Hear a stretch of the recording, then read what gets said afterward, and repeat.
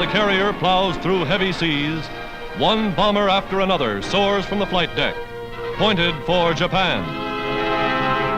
The sea grows rougher, the weather worse, but not one plane fails to get into the air. Taking the gale in its teeth, each bomber sets its course for carefully prearranged military objectives in Japan, a course that will put them over Tokyo at high noon in broad daylight. The Yokosuka Naval Base ablaze. Arms plants, rail yards, and oil refineries smashed by the raiders in Tokyo, Yokohama, Kobe, and Osaka. Then journey's end for the great adventure. Fuel gone, 15 of the planes are wrecked as their crews are forced to bail out over China and Japanese-occupied territory. The Japanese government flatly admits that of 8 uniformed flyers captured, some have been executed. This in flagrant violation of all international law. 64 of the 80 men who took off were rescued, and most of them have returned to duty.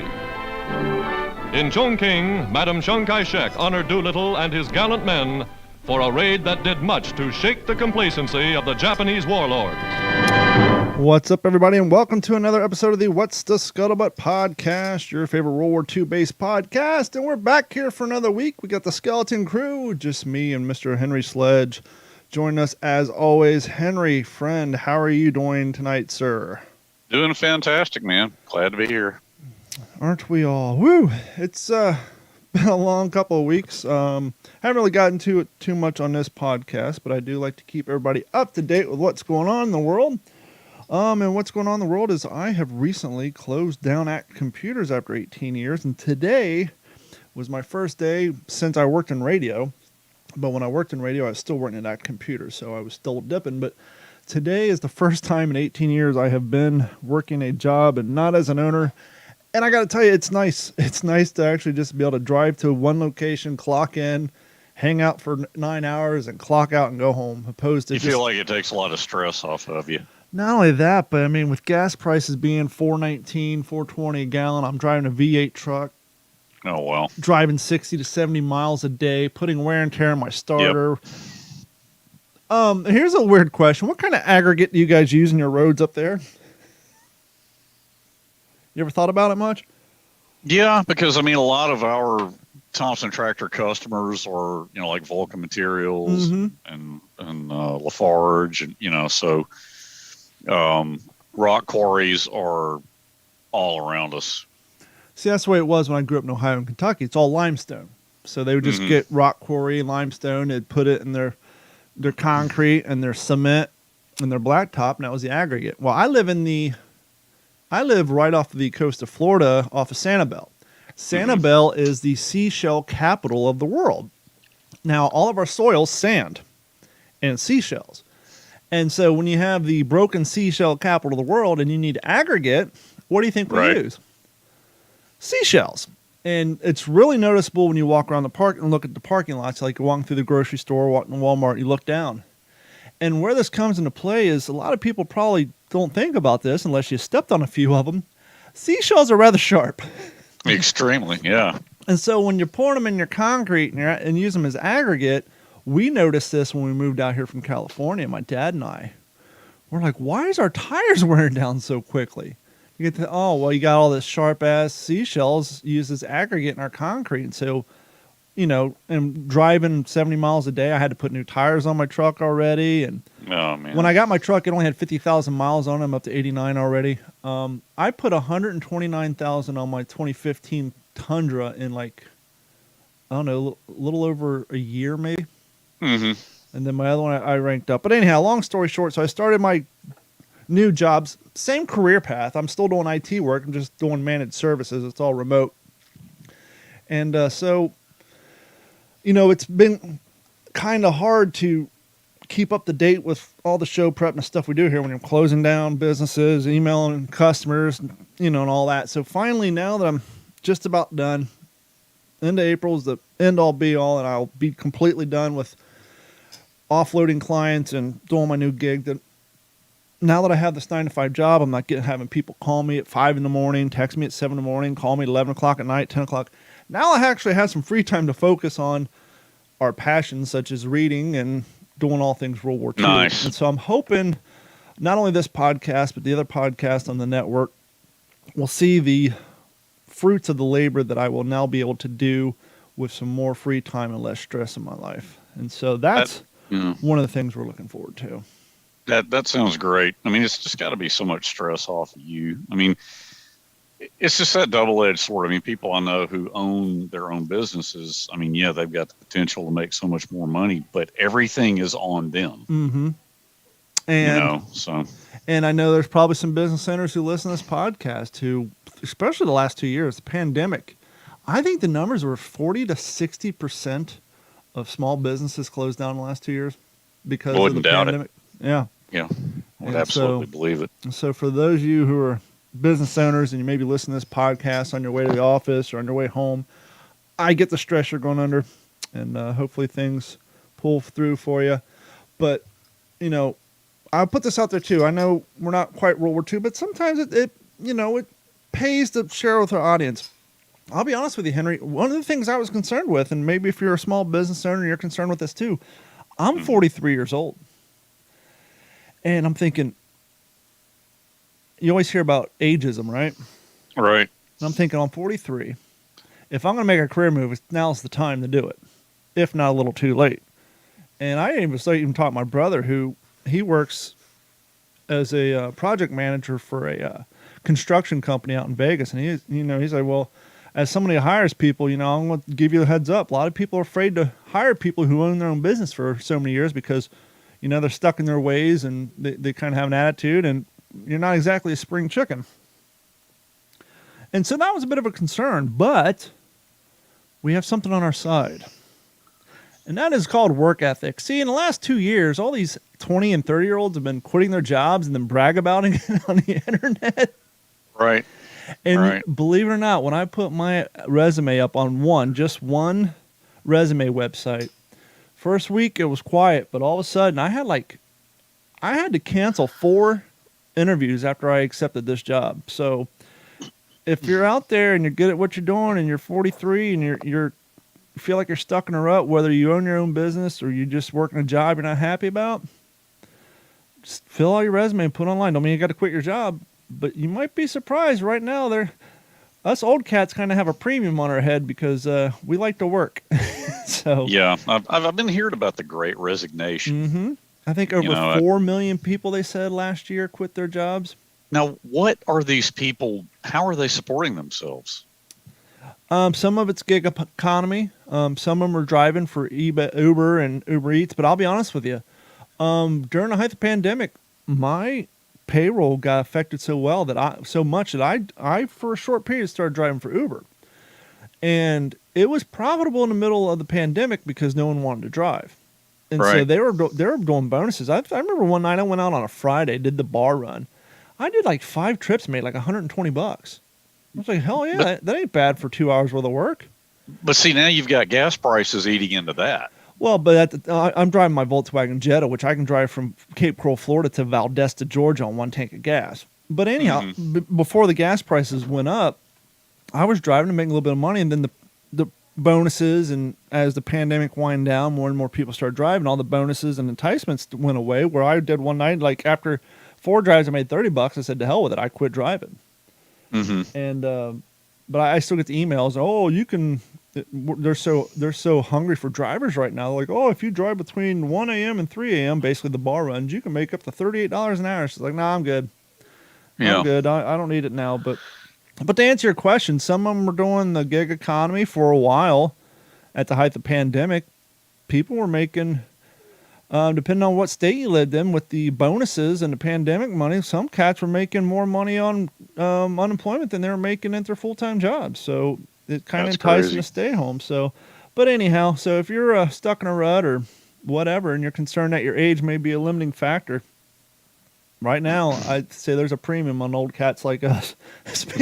Speaking of which, I forgot I signed up for Rugged Maniac, and I won't get into it. It's just an obstacle course race. It's an easy one. I signed up for it last January. I forgot all about it because I've been so busy. And I got my parking pass in the mail, and I said, oh, crap, I got an event at the fairground. It's all paid for. All I got to do is pay the gas, get up there. Long story short, I'm like a mile and a half into it, and there's another guy. He looks like 3 or 4 years older than me, hair's grayer than mine. He looks at me and goes, us old guys are crushing it. I'm like, you son of a bitch. how are you going to call me the old guy? I was like, yep, I'm technically old now. When another guy's 3 years older than me looks at me, refers to me as the old guy. I'm like, yep, I'm officially old. But, it weighs in on you pretty quick. I mean, my son races mountain bikes. And so his practice ride, I'm not one of the team coaches, but his practice rides on the weekdays that they have them, and then on off weeks from races, a lot of times I will go on those rides. And man, I'm bringing up tail end Charlie, because I'm the oldest guy out there. I'm the oldest dad out there by quite a few years. But, my son is a really fast rider. He's usually in the upper quartile of his age range. But it's humbling for me and I'm not even trying to keep up with anybody, because I'm not trying to prove anything. I'm just out there to be out there. But I will tell you this, the same thing I would tell my daughter when I try to get her to run with me and she's out there. I can't do it. She literally said, I can't do this while running a mile. And I'd say, Sarah, look around. How many other 14-year-olds do you see out here doing this? Right. None. So I say the same thing to you. You may be pulling up rear end Charlie, but how many other dudes out there you see your age out there doing it? The answer is none. They're all at home sitting on their couch. So take the pride right there with it. That's true. I mean, that's the thing. And the more you do it, the faster you'll get. It's just, that's the great thing about, I run a lot, and I'm getting older. I know that I won't run any faster. Matter of fact, I'll run slower. But if you notice, long distance runners are all old cats. I've seen a lot of that. Yeah. Most long distance runners are 30 or older. So we may not get faster, but we build up that endurance, and it's all mental. And one thing us old folks have is mental stability. So. Well, yeah, compared to what's out there now, but a lot of it too is just staying active and working out with weights and doing something aerobic, be it running or mountain biking, just staying active. So important. And that is so true. I have a friend of mine. He's a customer of mine, and we'd go to the gun range together. I never realized how old he was. And I think he's in his, now I say old he was because I started hanging out with him when I was in my 30s, right? And he served in the Army. Then, he went to the Navy. Then he served as EOD in the Army, and then retired, and then went back working as a civilian in the defense world designing weapons. And he has some sweet ass, 5-inch thick aluminum panels on the side of his house with holes blown into them because they're testing the ballistics of different things. But I sell that because he loves gardening. He wins all these awards for local indigenous plants, but because he's out working out, not working, he'll go to the gym, but like you're saying, it's so important to move. He just had a complete knee surgery, complete replacement surgery.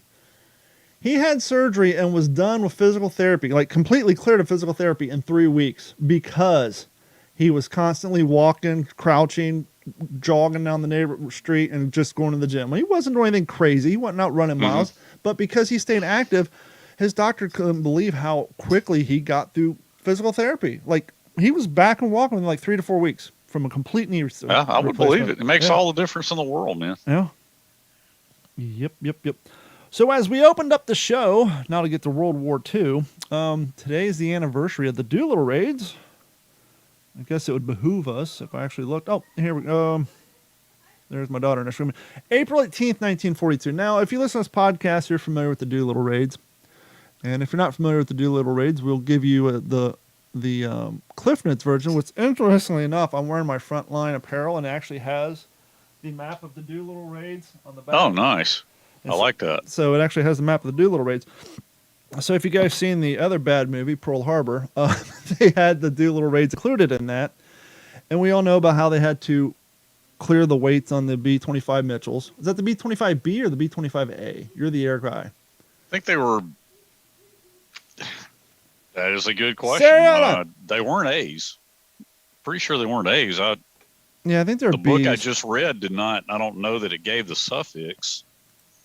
I'll tell you what, though. I'm looking in the index right now. Oh, here they are. The B-25s. I saw something. He does not say if they're A's, B's, or what variant. I think they may have been B's. But anyhow, they had to clear a bunch of weight from them, because they were going to launch them from aircraft carriers due to the amount of air bases we lost. A lot of people think Pearl Harbor, they just attacked Pearl Harbor. No, Japan did a whole sweep and took over, Bataan and a whole bunch of different areas. And Yeah, we lost, Clark Field in the Philippines. we lost a lot of air bases. And so, strictly as a morale boost and hopefully somewhat beneficial, we came up with the plan to, well, actually, Doolittle came up with the plan to let's launch some B-25 Mitchells. We'll basically have to clear all the armor and all the guns and basically all the weight except for enough gas to get to China. And let's drop some bombs on mainland Japan. Which up at this point and ever, Japan had not had any sort of foreign entity attack them on Japan proper. On the That's whole. right. And so they took off, and as you heard from the opening thing, they actually had to take off 10 hours and 124 miles early because they got picked up by a Picket boat. A picket boat found them, and they attacked it and they sank it. But it took long enough to attack it. They were more than sure that they got an SOS out, and their surprise had been compromised. Now, we're already in a mission that a lot of people didn't know would work. I mean, here we are flying heavy planes that were way too big to be launched off an aircraft carrier. And due to the amount of planes on the Hornet, that's less takeoff space. Because you got a whole bunch. The guy in the back of the stick, he had more room to get speed, but Doolittle up front. And Yeah, the guy up front. And Doolittle was going to be the first one off. He was that kind of guy. And so they took off. They went. They bombed their targets. And because of the lack of gas, and even more now that they had to take off 114 miles early, 10 hours early, they had even less gas. The whole plan was hang a left and fly to China. Land in China, and we'll try to rescue you. It's a risky mission. It's the one we had, the one they signed up for, and the one that all the volunteers, once they found out what the mission was, none of them quit. Sidebar, being here in Florida, some of my living history buddies actually had the privilege. They would attend the Doolittle Raiders reunion every single year up until, 3 years ago when they did the last one. Right. Oh, that had to be amazing. Yeah. There's a cat who hangs out with us down here named Don Dickey. He takes a lot of the photos. He has some great photos. I think this time last year I had another living historian on here, Ted Johnson, who attended those. I think we did a little Raiders episode. So anyhow, we dropped the bombs, and as depicted in Pearl Harbor with the fake characters, I think all of them but 3 landed in China.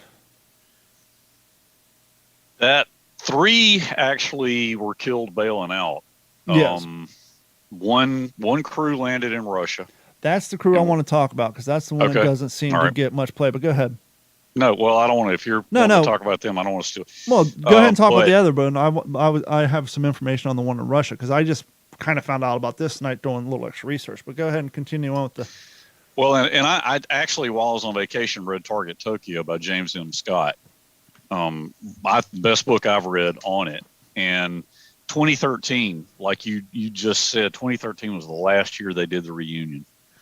And the sad thing is they had a mug, maybe even a chalice. I don't know what word you'd want to use, but let's just say a beer mug. Maybe it's even a wine glass. One for each and every member of the crew. Mm-hmm. And as they started the reunion all the way up until 2013 when it ended, they would all drink from their coinciding mug or wine glass. And then when it got to the last one, they're all up front except for the one survivor. Mm-hmm. And they didn't stop it in 2013 because the last survivor passed away. They stopped it because he got to the point where he just couldn't make that trip anymore. Yeah. But since you read the book, give a little more details on the overall mission before I get to the Russia crew. Well, I know it was the USS Nashville that sank the picket boat. It took a huge number of 5-inch rounds to do that. But the problem was, the picket boat was a small vessel, and it's just, riding up and down in these huge swells because the weather was pretty blustery, as it always would be. And the Nashville's crew kind of came under some scrutiny for that, but they insisted that not only because of the weather conditions, but also I think the rounds they were using were armor piercing and not high explosive. So, soft skin vessels like that, those rounds were just going straight through them. Hey, sure. And if you don't hit a battery or a gas tank, you're not going to get an explosion every time if you're not using high Yeah, explosive rounds. exactly. But um, yeah, so Doolittle, Halsey puts the word out to the guys that hey, we've been probably safe to assume we've been spotted. We probably need to go ahead and launch because the carriers got to get out of here and get back to Pearl because we were running low on carriers at that point, as things were on a knife edge for the United States at that point in World War II. And every one of the guys stepped forward and said, we're ready to go. And so they did. Now, I want to pause there because this little off subject, but sometimes when we're having these conversations, you'll say something that just sparks a question. And I've never really came across this in my research, but prior to Pearl Harbor, which was in December of 41, this is April 18th, 42, a few short years later. Obviously, we didn't land in Guadalcanal until August 7th, which is a few months away. I wonder if at any point prior or right after Pearl Harbor, we're like, well, crap, we're in it now. We just got attacked. I wonder if there was a moment, a auditing, a discussion with our accountants and our logistics people. Did we ever extend the stuff that we gave out in the Lend-Lease? Are we hurting now to have our own equipment? We gave so many tanks and so much equipment to, our allies during the Lend-Lease trying to stay out of this war, and all of a sudden now we get attacked unplanned, unprovoked. I wonder if at a moment like, crap, we need to do an inventory because now we're involved. That's a good question. I mean, I'm thinking probably not so much because obviously large naval assets like battleships or aircraft carriers weren't part of that. I'm not talking. I know, but I'm talking about airplanes Jeeps, and tanks, and guns, armor. I mean, weaponry. Ammunition. I mean, I'm sure we only gave so much, but I'm sure that so much is based on, well, one, how much we had available. Two, we know how the citizens of the United States felt about war after World War I and how we kind of are the isolationists and the politicians being politicians. They want to make people happy. Our military was at an all-time low, which is why the Marine Corps were the ones opted to serve first because they were considered quote unquote more battle ready than the Army was. Well, and that what you say there, let's go back a little bit to right after Pearl Harbor because it's a little bit frustrating, just having read Richard Frank's book Tower of Skulls, which Asia Pacific War it goes from 37 to 42, that first volume, and he's going to do a trilogy on that. When it's hard to think about what we lost at Pearl Harbor, and to read that Winston Churchill was excited, he was ecstatic for a lot of the reasons that you just touched on, because he knew we would crank up our war, our ability to produce materiel, our manufacturing capacity, our legendary ability to do that. And he was excited about that because he knew that he wasn't in it alone anymore. Yeah. You said Churchill though, right? Yeah. For a brief second, I had a brain fart. I thought it came through my head as Roosevelt. I'm like, why would Roosevelt be? No. Churchill. Yeah, Winston Churchill. Well, let's fast forward to 2022. You don't think Zelensky would be slightly happy if something wouldn't be a little slightly happening and something horrible happened to us to get us involved in this nonsense between them and Russia? After 2 months? I mean, Churchill was in it for 39 to 42, so they were in a hell of a lot longer than 3 months. So yeah, I mean, they'd lost Singapore, the Prince of Wales, the Repulse. Was that actually, let's see, Malaya, Singapore, that was around Pearl Harbor. Yeah. So we technically might have been, it's, of course, as I'm sitting here talking about, the dates don't immediately come to my mind. But yeah, it's like, at any point did we say, well, crap, maybe we should have only gave them X amount instead of maybe should only give them 0.5% of our stuff instead of 1%. It's just a thought. And especially when, once again, okay, we're in it. let's look at our stuff. Okay, well, the Army's not, numbers aren't quite there. The Marines are kind of there, but, well, we're still using 1901 Springfields from World War One, but that's okay. The Japanese are still using bolt action. I guess you're it, boys. You're more put together with your grandfather's Kelly helmets and your bolt action rifles and your newfangled uniforms that were made for jungle. But yeah, You know, diving into that book though and going through it, it's phenomenal level of detail, Don. And it really, the thing that struck me was it was not just this haphazard, hey, we think we can do it. We're gonna take off. We're gonna plan to get to Tokyo because Tokyo's never been bombed. Mm-hmm. We're not gonna go. You know, they were explicit. Doolittle had issued explicit orders: do not bomb the Imperial Palace. Leave that alone. Which Steer is nice clear of of that. us. Bomb military targets only, and then divert to China. And there really was a great deal of effort made on selecting military targets. They weren't just, oh, let's just fly into Tokyo and drop the eggs. And yeah, you know, they went to great pains to actually have military targets. And you know, some cases they were successful to hit those, and then in other cases they weren't. And of course, there were some unfortunate incidents of some civilians being killed, collateral damage, if you will. And that played, from what I read here, that played pretty heavily into why the 3 guys who were executed by the Japanese were executed. Yeah. You know, we should do a segment called "Who Orders Books During This Show?" Because I'm literally on Amazon right now. Tower of Skulls. But as I was saying earlier, when I was, you know, I knew about the landing in China and some getting shot down, and I'm sure at some point I heard about the Russian thing. Yeah. But the reason it stuck out to me, I was watching this YouTube video. This great executed thing actually goes. He has. I just stumbled across it, so I don't know the channel, but he's been doing his series of videos leading up to the event.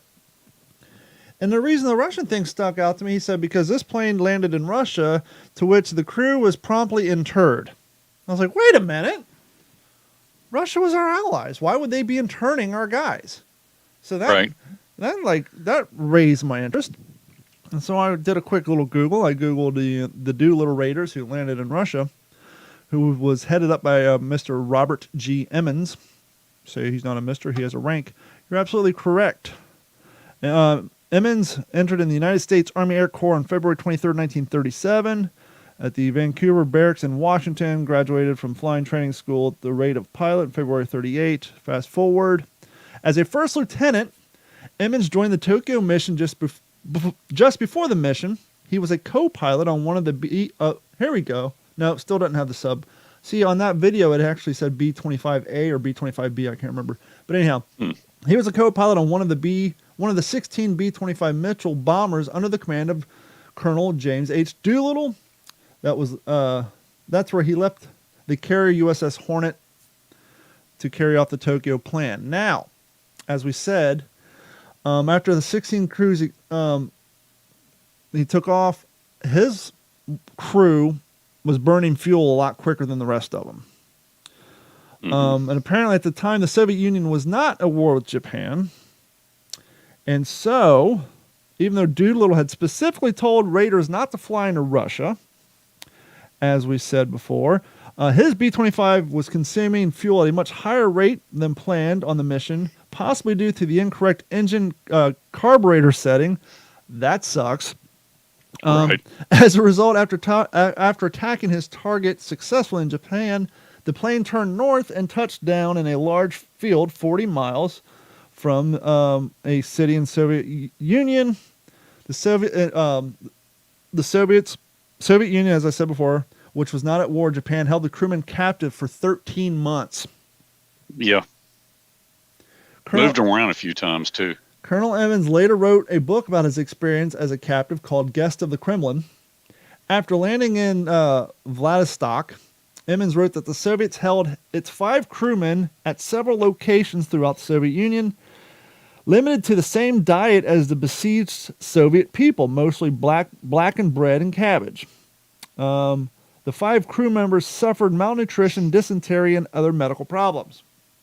However, rather than wait to the end of the war under the deplorable conditions, the crew resolved to escape.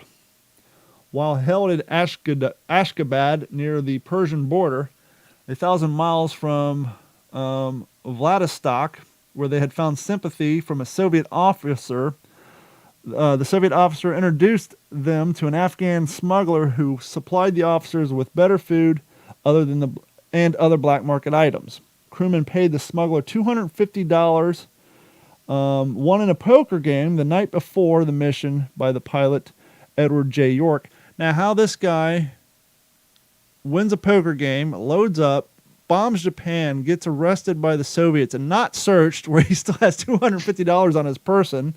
Really? That's called some good luck. So, poker night before the mission by the pilot Edward J. York to lead them to the British embassy in Iran. The five, with the help of the British diplomats and Mossad, made their way to India and got a flight to the United States. The B-25 aircraft was kept by the Soviets and was scrapped in the 1950s. That has to... Look, I understand you're not at war with Japan, but you're supposed to be our allies. You're really going to intern our guys for 13 months? Could you imagine being one of these crewmen? You're treated so horribly by the Russians. You're interred. You had to pay money to a smuggler to smuggle you to the embassy in Iran. And then a short period of time later, Russia announces, okay, we're at war with Japan too, and now we're full-fledged friends. It's like, come on. You would have to be so bitter. Their level of boredom, like right before they decided to go over the mountains into Iran with the smuggler, their level of boredom just reached exasperating levels, because in Target Tokyo, James Scott talks about how and so it was 13 months total that they were interned, but like right before that, at one point, the ranking member of the crew goes to Soviet official and just says, look, guys, we're healthy. We're able to work. Put us to work doing something. Yeah, we're just sitting here with nothing to do day in and day out. And it was just killing them. And so they end up, they moved. It was another one of their moves before the actual escape from over into Iran, but they actually end up going to work in a munitions factory, I think. Well, that would occupy your time. But, and that's a good, that's something a lot of people don't think about. And you hear it a lot, and that's morale. I mean, here you are, you're being interned by someone who's supposed to be your ally. Mm-hmm. You're eating horrible food until you find a Soviet commander who feels for you and gives you a little bit better food. You're healthy as you could possibly be in that situation. But what makes you feel better is physical labor. And being productive. Not to go back to where we were at the beginning of this podcast, but it kind of goes a long way to show where we are nowadays, huh? Yeah. Went from a group of really 19 and 20-year-olds who flew a suicide mission, ran out of gas, landed in Russia, was arrested, fed horrible food, got dysentery, malnutrition, and all they wanted to do with their free time was work. Fast forward a few 80, 90 years, and you got 4 million people quitting their jobs because they feel underappreciated. Yeah, it's different time for sure. I know. I often jokingly tell people, World War II, a lot of our men were 16, 18-year-old boys fighting for our freedoms, and now you can't get a 16-year-old to mow your grass without giving you a bad comment or huffing and puffing. Oh, man, no joke. But yeah, so I don't know. It's just, like I said, I was watching that video earlier, and as soon as I heard intern, I was like, wait a minute, I thought Russia, no. Well, and I just read in one of the pages here, Doolittle told them, I think the way he phrased, he said it really wouldn't be a good idea. I think the way he put it in here, and I have to look the page up, he didn't expressly tell them not to, but he said it really wouldn't be a good idea. It would behoove you not to land there. Yeah, because they might mistake you. If, you know, there's a good chance they mistake you and shoot you down, not knowing you're Americans. And not that China was a good landing place anyhow, because you got to keep in mind at that time, Japan occupied a lot of land on China's eastern Manchukuo. front. Yeah. So you had the island of Japan, you had a body of water, and then they occupied all. So you not only did you have to fly over Japan proper, you had to fly over the body of water and then fly past the occupied areas that Japan was holding down, and then crash into the China and hope that Japanese troops that are pushing their way forward into more, area that wouldn't belong to them. You know, you were hoping that the right people would find you, and that the right people. That's when this book, Target Tokyo, really gets hard to read. When it starts going into the reprisals against the Chinese. Yeah. And the number, and it's all been written about before. You know, this isn't new information. And we certainly admire the bravery and the skill of the Doolittle Raiders, and always will. But I think there was some bitterness on the part of some Chinese For putting them in that position? Yeah. And it had even been talked about beforehand. I mean, it's not like nobody knew Japan had been at war in China, since 1937, and border conflicts even before that. But it's not like nobody knew what was going to happen if the Japanese suspected that aid and comfort had been given to, downed American flyers. Well, not only that, but here you are, you're a Chinese frontline troop or Chinese guerrilla, whatever your role may be. Yeah. You're having a little skirmishes here and there, and now all of a sudden you're in possession of a hot potato. So you're what went from little combats and skirmishes maybe for the last few months in an area that really hasn't had much movement. Now you have the entire might of the Japanese Empire in that general area looking for you. And I could definitely see how you might be a little bitter and resentful for being put in that position that you really didn't have a choice in. You were just kind of doing your patrols and minding your own, and here comes a big metal bird out of the sky, petering down, and not exactly doing it awfully quiet. It's not like they didn't. And to be sure, they looked at him as heroes, like, hey, you bombed Japan. Yeah, but still, the individual troop who found themselves running and being shot at probably wasn't. I could definitely see how they might be a little resentful of being put in that position. Yeah, for sure.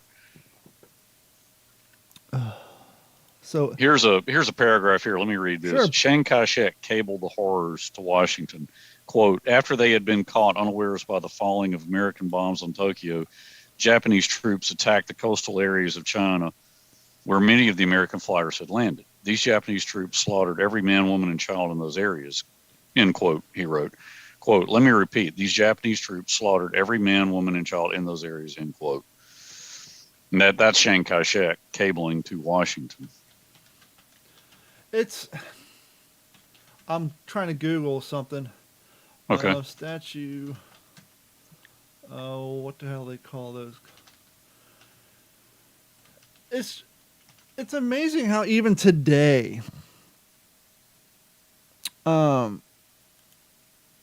some of these governments have a weird sense of justice and outcry. We know that the Japanese people, well, not people, but the Japanese military, the ones who were forced to fight, whatever, they were fanatical.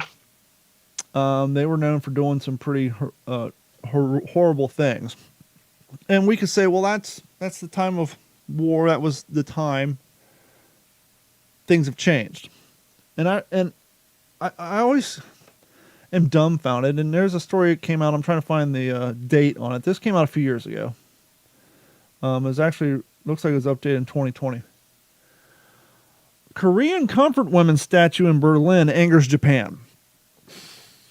Didn't know they had a monument for that. The Korean citizens group is aiming at raising awareness of women forced to work in the military brothels with a memorial. But Japan has said the controversial statue is out of context and only serves to damage relations. And the memorial is nothing but an empty chair and then a woman in what appears to be like a geisha type garb sitting there, right? Hmm. Now, I can understand how Japan may not want this part of their history brought up. I get that. But roughly around the same time, Japan thought it would be a great idea to take the photos, slides, and medical documentation they have of the experiments they did on American prisoners while alive and putting that shit in a national museum. Are you talking about Unit 731? Yeah.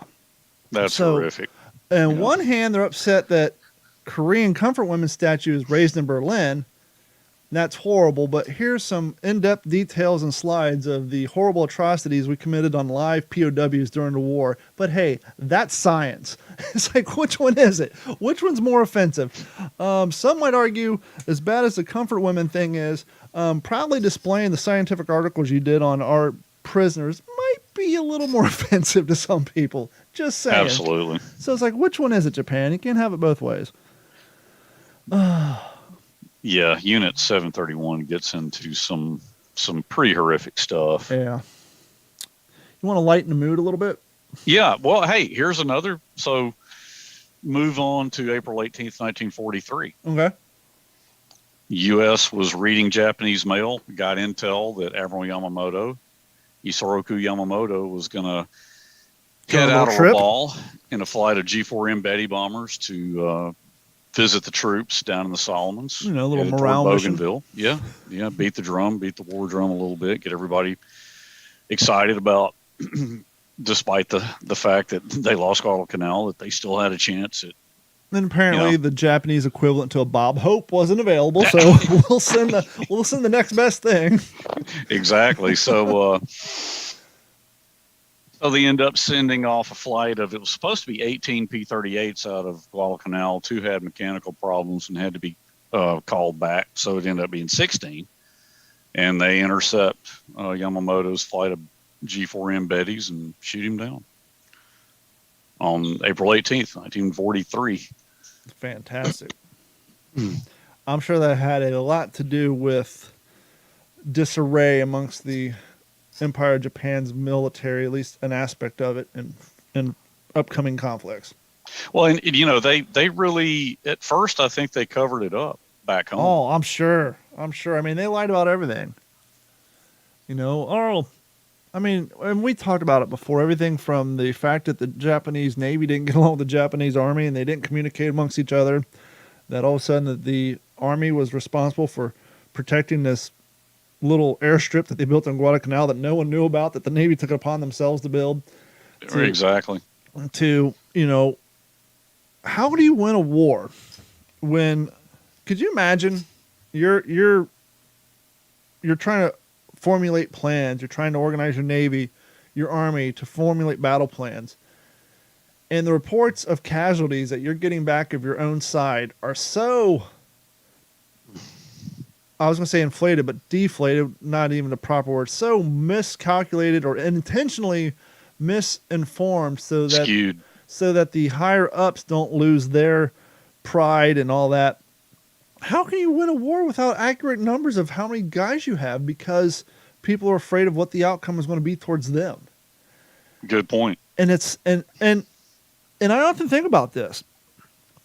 How much different would the outcome of World War II be if our 2 biggest enemies, because I can't think of a better word right now, if the heads of those 2 groups weren't such evil, misguided narcissists that their underlings were so terrified of them, because the Germans did the same thing. They didn't, even if they gave them proper accounts, Hitler was so out of left field, he just thought they were full of shit. Imagine one could make the argument the war would never happen if they actually had rational thinking people at the head of their militaries, which is probably true, but let's say in bizarre world they had rational thinking people doing irrational shit, right? Imagine how much different the outcome would be if the higher ups in Japan and in Germany actually got accurate accounting of what happened and their military communicated with each other. How different things would have been for us. I think we benefited greatly from the narcissism, the fear, and the miscalculations and the poor, intentionally inaccurate reportings to the higher ups. Well, look at what I mean as far as that goes. Look at after the July 1944 plot to try to kill Hitler. Mm-hmm. You know, then you had, and it really played out in the Eastern Front. You know, if you pick up a book on the Eastern Front, what was going on in Russia, they were terrified of reporting just how bad things actually were to him, but because they knew after the July 1944 assassination plot, he had an ear cocked for any semblance of disloyalty. Yeah. You know, what was it? The entire Sixth Army was lost at Stalingrad. So now, of course, he knew about this, but I love this self-deception. They lose the Sixth Army at Stalingrad, and they just create a new Sixth Army on paper. Yeah. Paper army. Good way to win So the war. just, here's our new Sixth Army. So we just conveniently do away with that. Hey, fact. Wilhelm, go back in my kid's room, get some modeling clay. I need a new icon for the map. Here's our new army. That's about the way what it amounted to. But it had to be sobering for the Japanese to know, because they had a flight of, I think, 9 Zeros flying cover for those Betty bombers, and I can't remember how many, because it's been a long time since I've read a book on the Yamamoto shoot down, but I'm only aware of a couple of them haven't been written. But they had to know that. Yeah, Google it. Get your double screens going for us there. That had to be pretty sobering for them to know that they're doing everything they can to prosecute this war effectively, and we're reading their mail, or there's a leak, there's a breach somewhere, and we take out their number one strategist. We sent out 18 P-38s. I'm trying to see how many enemy planes there were. Although the 339th Fighter Squadron officially carried a mission with 10 to 18 pilots were downed. Blah, blah, blah. Usually they had the statistics of like, here we go. It's in there somewhere, I'm sure. I think there were 9 Zeros flying cover. So we had 18 P-38G fighter aircraft. Mm-hmm. They had 2 G4M1 bombers, 6 A6M2 fighter aircraft. Okay, so 6 Zeeks and two Bettys. Yeah, so Okay. casualties and losses, which I always find this is a cool little stat on Wikipedia. We lost 1 P-38 and 1 pilot killed. Both their bombers were destroyed. 1 fighter damaged, killed, and 20 killed, including Admiral Yamamoto. So It was 20 Japanese killed. Yeah, it says 20 Japanese killed, including Admiral Yamamoto. And Don, you know, it's amazing to think that the wreckage of that G4M is still out in the jungles of Bougainville. Was it southern Bougainville? Here's an interesting thing, too. Now, listen to this. Casualties and losses. 2 bombers destroyed on the Japanese side. 1 fighter damaged. 20 killed, included Admiral Yamamoto. So that means, out of that 20, how many people do you think were on those 2 bombers? 4 or 5? I would have thought it On just a single Japanese bomber. 2? I mean, a Betty typically carried a crew of 5, I thought. Okay, so that's 10 people. Observer, pilot, well, I don't want to. Well, let's just round up to 5 just for safety. So if 2 bombers were destroyed, that means that's 10 people. The other 10 people who died, including Yamamoto, were all on that one aircraft. Mm-hmm. That's how many people were on that one aircraft. Yeah, Roughly he probably 10. had staff people and, minions. Yep. Let's see. As you said, the decrypted text revealed that on April 18th, Yamamoto would fly from Rabaul to Balali Airfield on the islands near Bougainville. Off the tip of Bougainville. Okay. And Solomon Islands. He and his staff would fly in 2 medium bombers, the Mitsubishi G4M Bettys, escorted by 6 Navy fighters. So it was 6 A6M0 fighters to depart Rabaul at 6 a.m. and arrive at 8 a.m. Tokyo time. And the thing about the Betty bomber was, of course, none of the Japanese airplanes had self-sealing fuel tanks, but if I remember, on the Betty bomber, the fuel tank was part of the wing. Like, it was structurally, there was no fuel cell within the wing. It was just part of the wing. They put some flex seal on the inside of that wing and made it a gas Exactly. tank. So, F4F Wildcat pilots and every other American pilot that ever put rounds on one, I mean, they would just flame up ridiculously fast. Yeah, and from what I understand, the reason the Zeros used to outmaneuver us is because the Zeros themselves had no armor plating.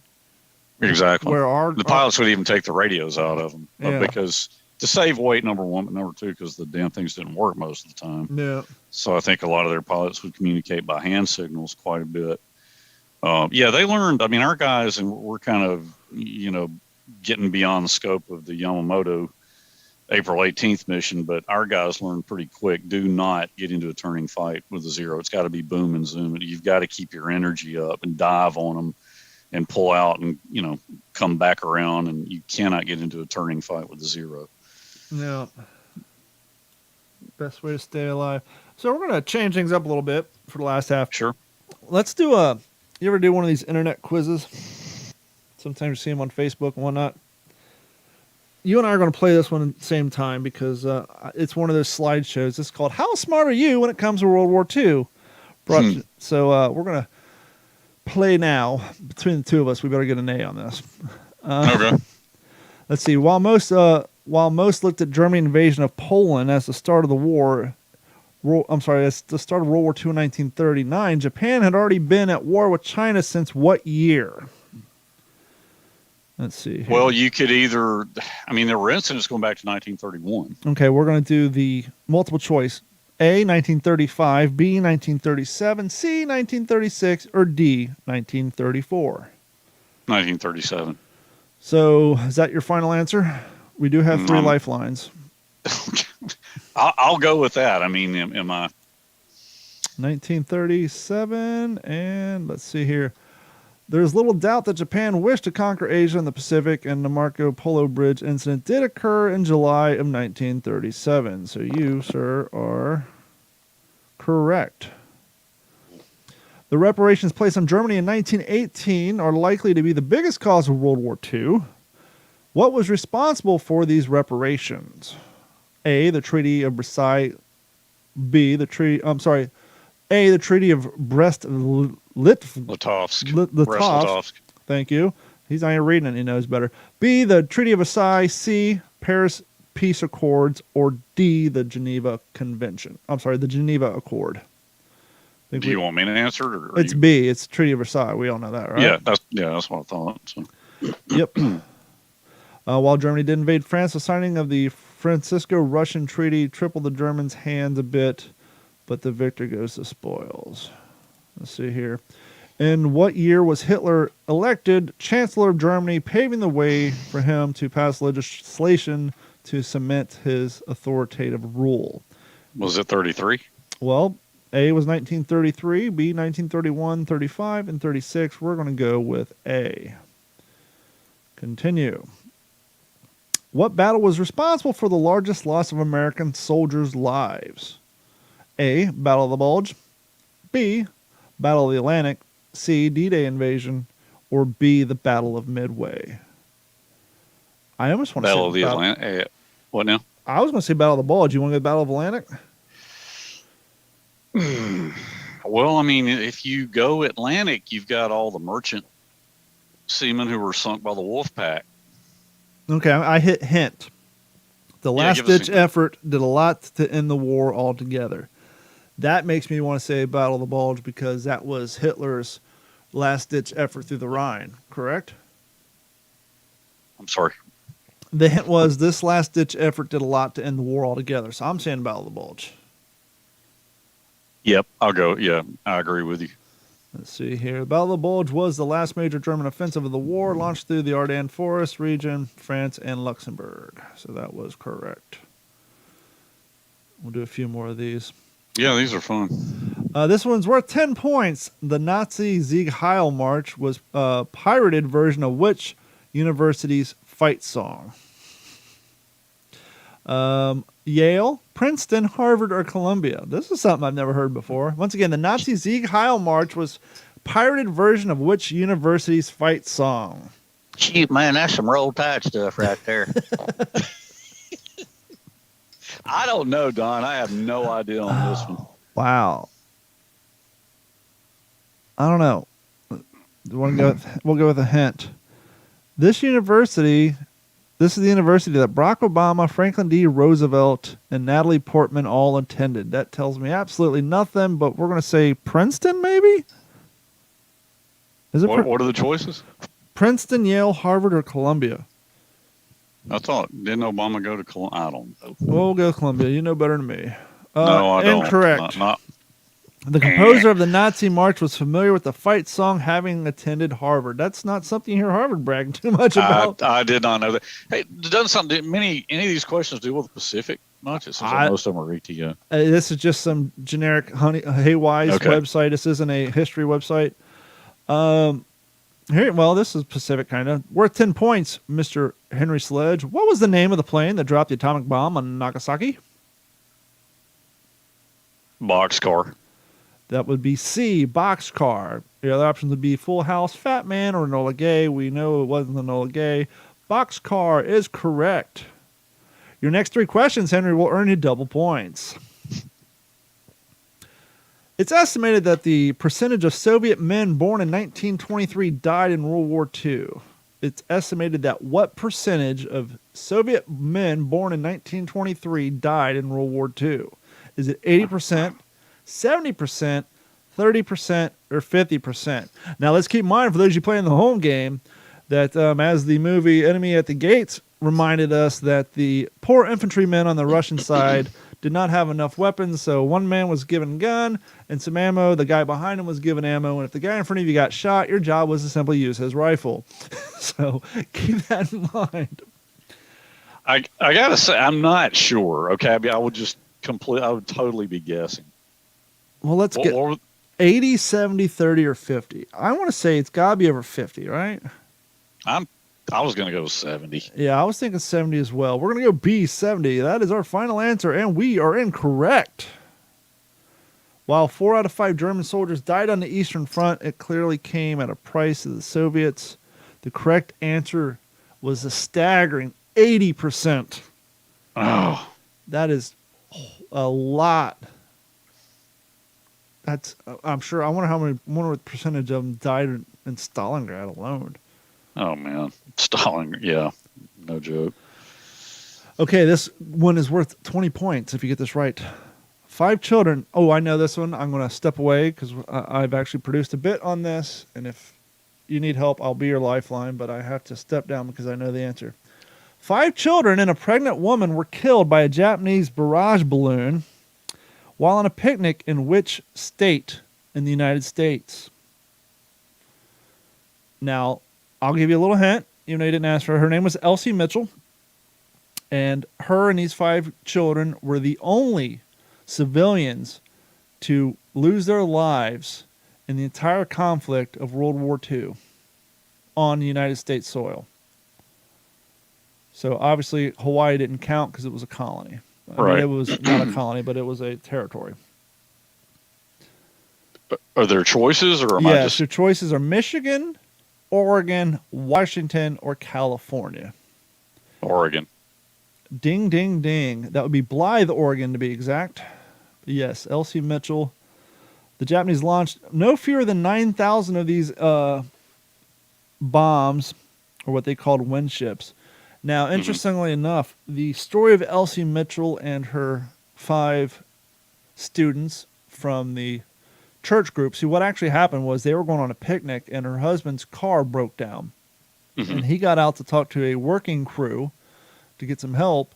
And so pregnant Elsie and the 5 students all piled into what I would probably guess would be a 1938 sedan.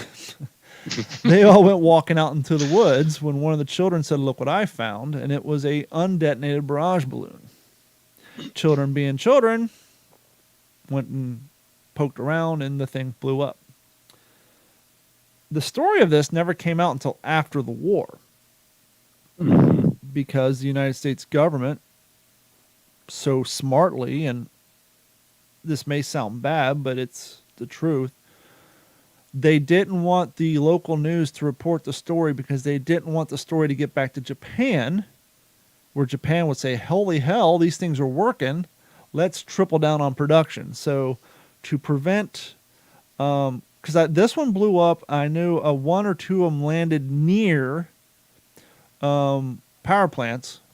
And an interesting side note, the 555th Triple Nickels Buffalo Battalion, the first all African-American trained and led airborne division, never got sent over to Europe to fight. Instead, they were sent to the West Coast to fight forest fires in preparation for more of these barrage balloons. And a lot of the procedures that modern day smoke jumpers use were founded by the Triple Nickels, who were sent out west to fight forest fires from potential barrage balloon damage. We'll go on to the next step. We'll do a few more here of these unless we're getting bored with them. British engineer Robert Watson Watts was working on a death ray in 1935, and this ultimately became the invention of what? Because I can't read, I'll read that again. British engineer Robert Watson Watts was working on a death ray in 1935, and this ultimately became the inventor of what? Is it sonar, laser, radar, or EMP? I think Radar. I was going to say this one's pretty much self-explanatory. We're going to go with B. No. Wow, that just goes to show. Yeah, complacent. I thought I knew. Well, not that, but scientists, all of our sci-fi movies from the 70s and 80s and 60s, lasers, right? Let's look at the guns on Star Wars. They look like laser guns. Radar actually came. Specifically, Watson Watts was using radio waves and radar as an acronym for the radio detection and ranging. So he was actually working with radar trying to make a death ray. He missed the boat on that one. So what was the answer to the question, then? Radar, not laser. Well, I said radar. Oh, I thought you said laser. No, I said radar. Oh, well, so then you got that one. Or I thought I did. We'll have to pull the tape. There's a bunch more of these. We're just going to do this one as the last one. The final solution was proposed in 1942 by whom? Considered to be the prime. Okay, we're going to have to go next one. This one's way too easy. Considered to be the prime architect for the idea. Was it Rudolf Hess, Heinrich Himmler, Conrad Hayden, or Dr. Josef Mengele?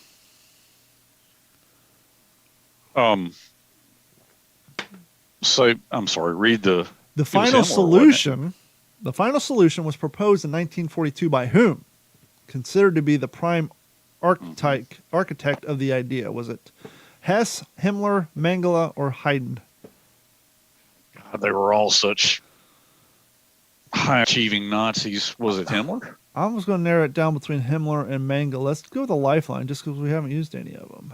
Okay, sure. Mengele was the doctor who... Poll the audience, 50-50 chance, or skip the question. I don't know how you poll the audience. We'll go 50-50 chance. Is that your final answer? And I don't know who it's asking, so that was a waste of time. Let's go with hint. Like the others, this German committed suicide after being captured despite going behind Hitler's back to make peace. Would that be Himmler? I think that was Himmler. Let's go B, Himmler. That is correct. And let's just do one more for fun. Oh, here we go. The Japanese surrendered in 1945 aboard which United States battleship worth 10 points? Big Mo, Missouri. That would be C, the USS Missouri. And that is correct. And we're going to stop this. The next one has to do with Anne Frank. Have you seen that movie? My Best Friend Anne Frank on Netflix? I don't think we talked about that, did we? No, I don't think we have. So, your homework assignment, I really should have pulled some clips. Interestingly enough, this is right around the time my daughter was refusing to learn about Anne Frank in school and not doing her homework. And Carrie and I were just happened to be on Netflix, and there's a great series called My Best Friend Anne Frank. And it's more about her best friend than it is about Anne Frank. Let's see if I can find a quick little synopsis here. Well, here, let me just play this trailer real quick, and we'll. This is another Netflix series. It's really, really good. Hit play on that. Sometimes the most compelling stories. I'm gonna wait for the advertisement to go by. But yeah, saw this on Netflix. It's really, really good. You learn a lot more, about Anne Frank than what was all done in the book.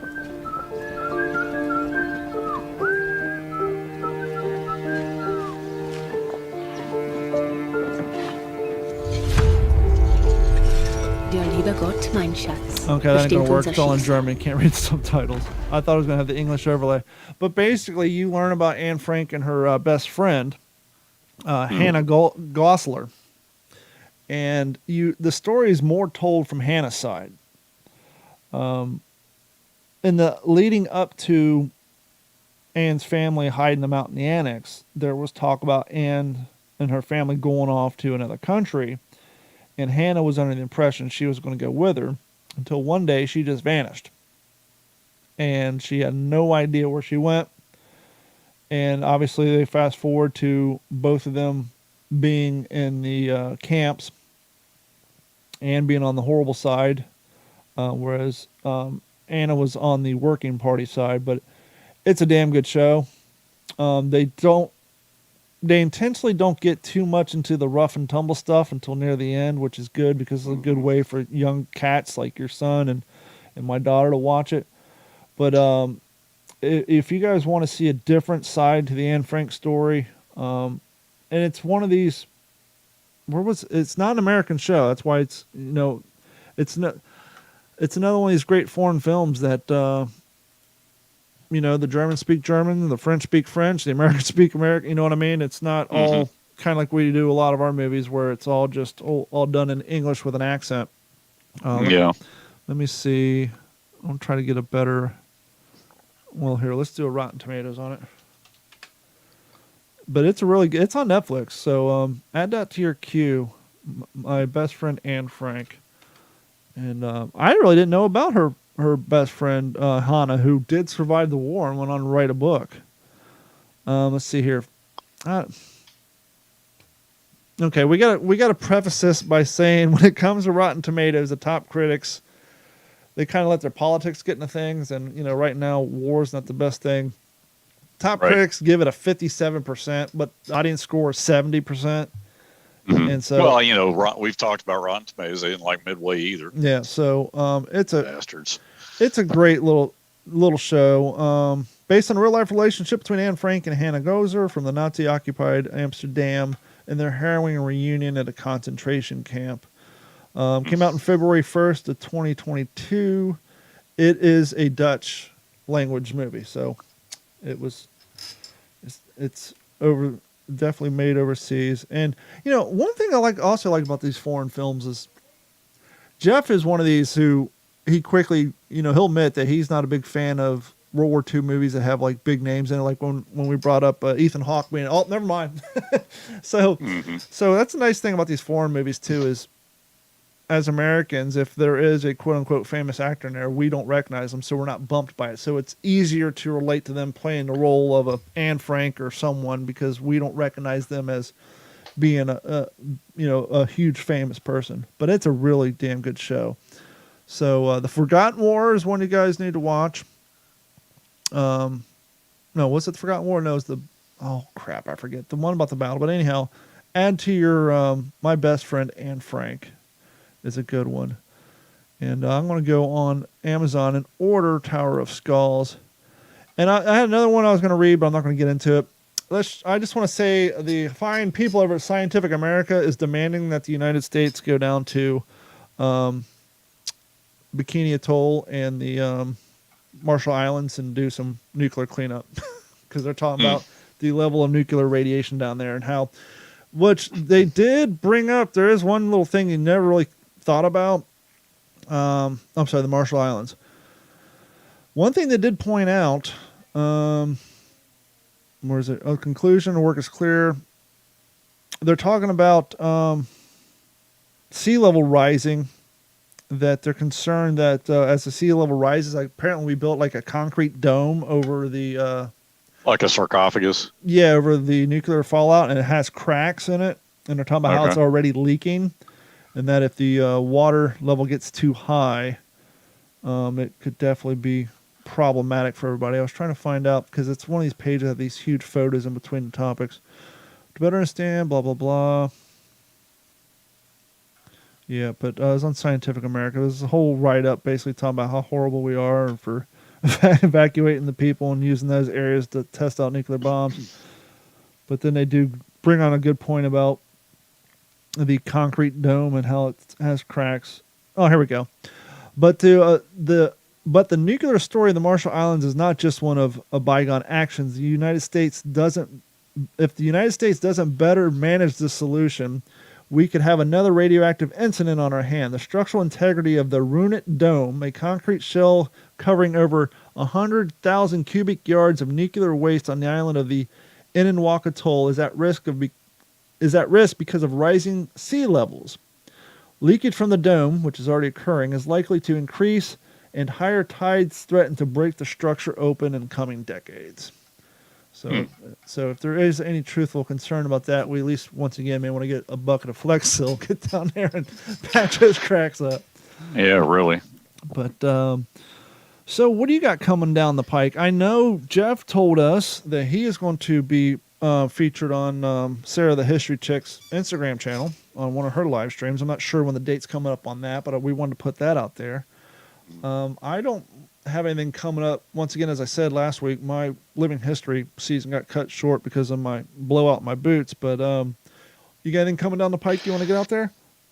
Yeah, the only thing I'm going to put out there this time is a week from tomorrow. I was invited to be on a show. It's the VBC, Veterans Breakfast Club, and they did a show talking about my dad and Peleliu back in November for Veterans Day, and they just got an email a few days ago inviting me to come on. They're doing a show in Okinawa. Mm-hmm. They're going to have 2 surviving Marine veterans who fought there. Wow. And the 6th Marine Division historian.